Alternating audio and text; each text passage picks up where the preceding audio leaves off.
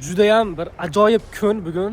Bir Allohning barakasi yog'iladigan kun. Sababi Janubiy Koreyada hayit namozini, Ramazon hayit namozini bugun o'qilyapti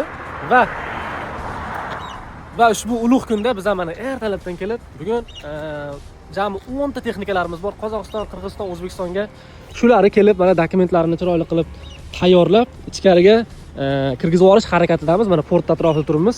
Bugun bizda bitta kema, ikkita kema, ya'ni ikkita kemadan joy olganmiz texnikalarimizni yuborish uchun. Demak, Weidong Ferryga texnikalarimizni yuklab bo'ldik. Navbat keyingi kemamizga, xudo xolasa 1, 2, 3, 4, 5, 6 ta texnikamiz bu kemaga mana birozdan keyin kirib ketishga tayyor. Bizda Volvo 140 talik 3 ta, bu yog'i esa mana bitta Hyundai 145 talik hamda ikkita Hyundai 60 talik texnikalarimiz bor. Inshaalloh bu texnikalarimizni Qozog'iston hamda Qirg'iziston davlatlariga yuborish harakatidamiz. Odamlarni og'irni yengil qilib, uzog'ini, ya'ni yaqin qilib xizmatlarini qilayotganimizdan biz juda ham xursandmiz.